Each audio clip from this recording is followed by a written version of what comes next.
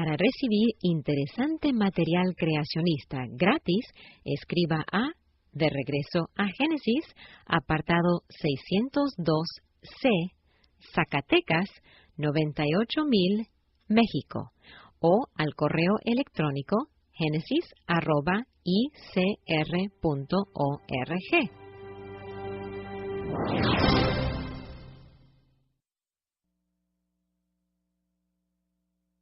De regreso a Génesis. ¿Qué les ocurrió a los mamutes lanudos que se congelaron repentinamente y fueron descubiertos en Siberia? A esto el Dr. Juan Morris, investigador creacionista, contesta: existen muchos informes falsos al respecto. Algunos han dicho que existen millones y millones de mamutes congelados descubiertos en la tundra. Pero esto no es verdad. En realidad se han encontrado partes congeladas de menos de 50 mamutes. Generalmente se encuentra solo una parte o un segmento congelado. Según hemos podido discernir aquí en el Instituto para la Investigación de la Creación, las manadas de mamutes fueron matadas y algunas veces fueron congeladas repentinamente durante la edad glacial que vino después del diluvio de la época de Noé. Estos eran descendientes de aquellas dos clases de elefantes a bordo del arca de Noé, los cuales emigraron del Ararat después del diluvio. De hecho, la edad glacial y su medio ambiente es uno de los argumentos más fuertes en Arsenal del Creacionista. Nosotros tenemos el único modelo de la edad glacial que funciona científicamente y lo basamos en lo que leemos al ir de regreso a Génesis. Si desea material acerca de la creación, escriba a De Regreso a Génesis, apartado 602C, Zacatecas, 98000, México. Yo soy Dolly Martín.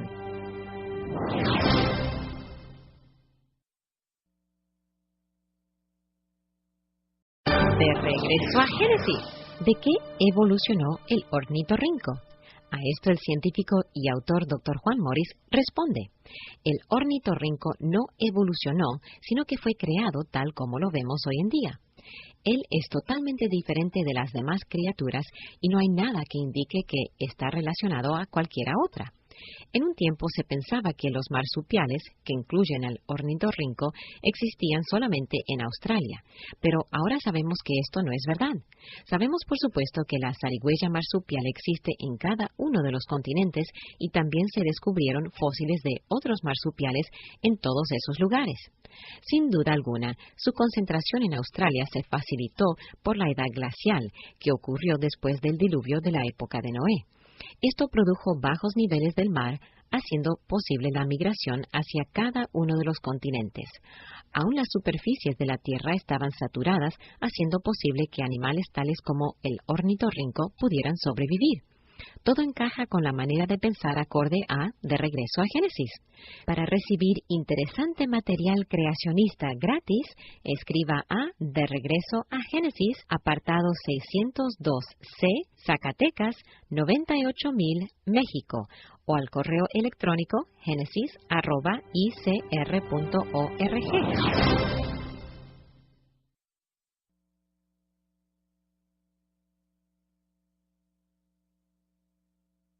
De regreso a Génesis. ¿Cuál es el mayor problema de la evolución?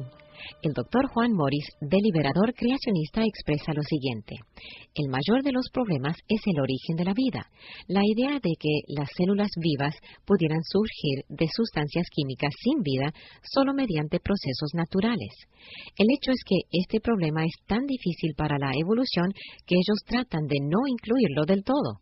Ellos dicen que la evolución solamente trata con el cambio de un organismo unicelular a una persona y a todo lo que ocurre en el proceso. Sin embargo, la realidad es que las especulaciones del origen de la vida son parte de cada libro de texto sobre la evolución.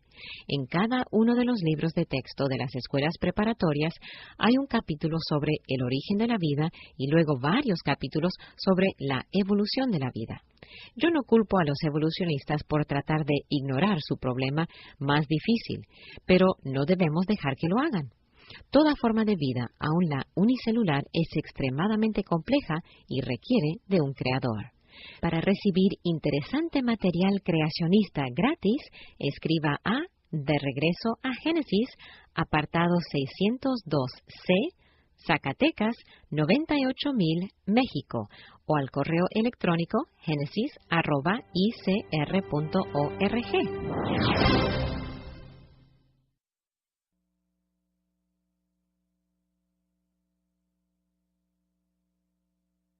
De regreso a Génesis. En general, ¿está la Iglesia a favor de la evolución o de la creación? A esto el Dr. Juan Morris, investigador creacionista, contesta: aunque parezca extraño, con frecuencia los líderes de las iglesias están sólidamente a favor de la evolución. Por ejemplo, el reciente acontecimiento en torno a la creación y la evolución en Inglaterra ha colocado a un pequeño colegio con orientación creacionista en contra de las principales instituciones académicas de Inglaterra. Muchos de los obispos anglicanos se están uniendo a ellos, declarando que la evolución fue el mecanismo que Dios usó cuando Él lo creó todo. Sin embargo, Dios no iba a crear el proceso sangriento y carente de dirección que la evolución requiere. Su creación muy buena no contenía a la muerte, a la lucha por la sobrevivencia, ni a la actividad carnívora. Todas estas vinieron después de que Adán rechazó la autoridad de Dios sobre su vida. ¿Cómo se atreven los cristianos a atribuirle la muerte, el dolor y el sufrimiento a un Dios de amor y gracia? Si tan solo fueran de regreso a Génesis, ellos no postularían tal blasfemia. Para recibir interesante material creacionista gratis, escriba al correo electrónico genesis@icr.org.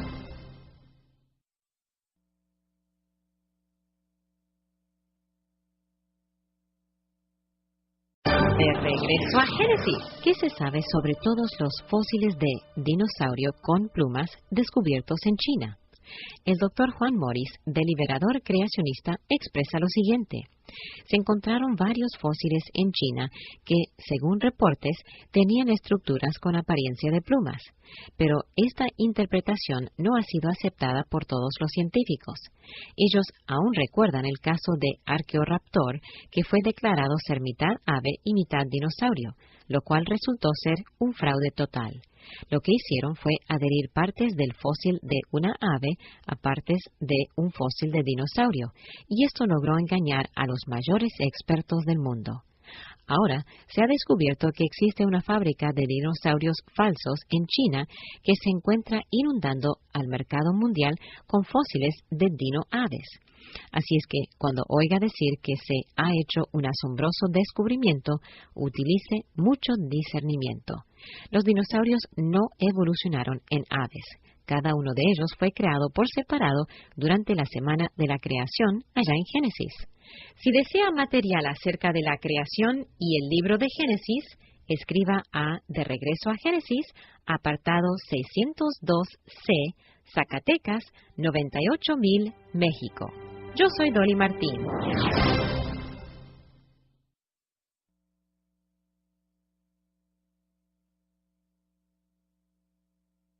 De regreso a Génesis. ¿Existe realmente una similitud entre los humanos y los simios? A esto el Dr. Juan Morris, investigador creacionista, contesta: existen muchas similitudes. En términos generales, nuestros estilos de cuerpo son los mismos, pero también existe un número de diferencias. Por ejemplo, los cerebros humanos tienen una corteza muy grande donde se encuentran esas funciones altamente complejas que incluyen al lenguaje y al pensamiento abstracto. Estas capacidades solamente pueden funcionar debido a que los humanos tienen un tálamo muy grande.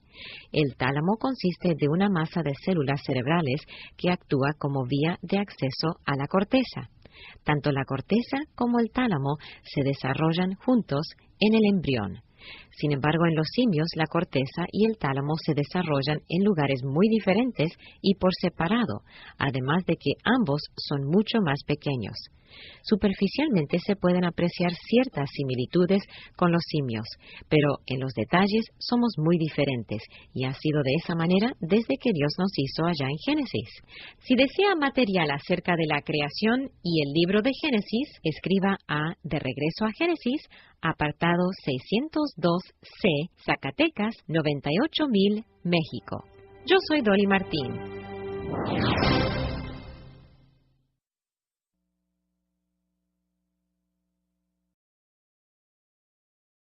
De regreso a Génesis. ¿Es razonable tener fe en que Dios creó al mundo? El científico Dr. Juan Morris dice: podríamos poner las diferentes clases de fe en varias categorías. Primeramente tenemos la fe razonable, que es una convicción consistente con toda la evidencia que se conoce.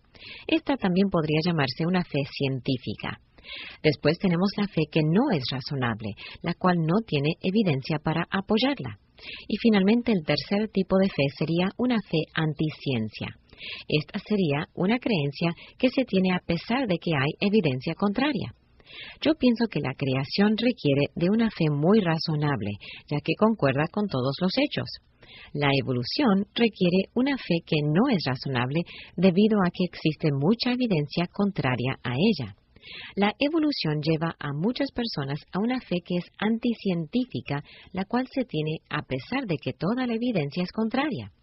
Yo me alegro de poder tener una fe razonable en la ciencia. Yo me alegro de poder tener una fe razonable en la creación que se describe allá en Génesis. Para recibir interesante material creacionista gratis, escriba al correo electrónico genesis@icr.org. Yo soy Dolly Martín.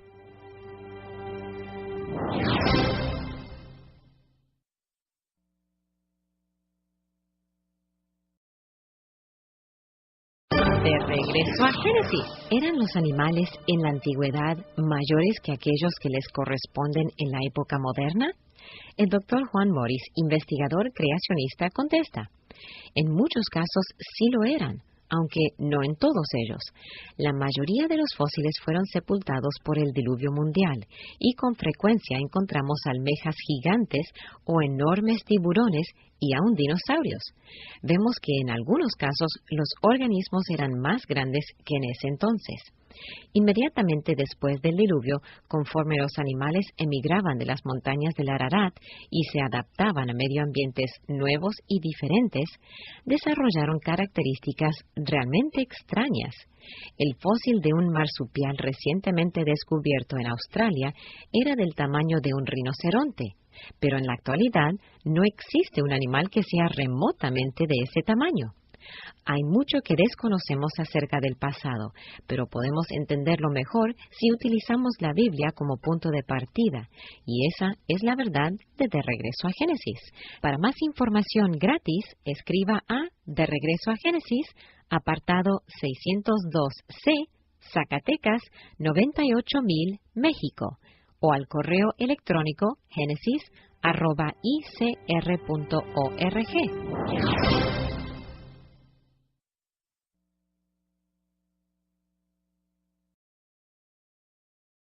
De regreso a Génesis. ¿Por qué muchos cristianos aceptan a la evolución en cierta forma? A esto el científico y autor Dr. Juan Morris responde: la mayoría de los cristianos, incluyendo sus líderes, han sido entrenados solamente de acuerdo al pensamiento evolucionista. La mayoría de ellos han asistido a universidades donde la perspectiva evolucionista reina con supremacía y se les ha enseñado que todas las personas inteligentes creen en billones de años de evolución. Cabe decir que aún los seminarios tratan de acomodar a la Biblia dentro de ese concepto. De todo esto han surgido muchas teorías de acomodación, tales como la teoría de la brecha, la teoría de la era del día o la evolución teísta. Lo cierto es que tanto la evolución como la idea de una tierra antigua son conceptos falsos. Eso nunca ocurrió y no hay razón para comprometer la veracidad de la Escritura con el fin de acomodar esos conceptos. Es mejor ir de regreso a Génesis y dejar que hable por sí mismo.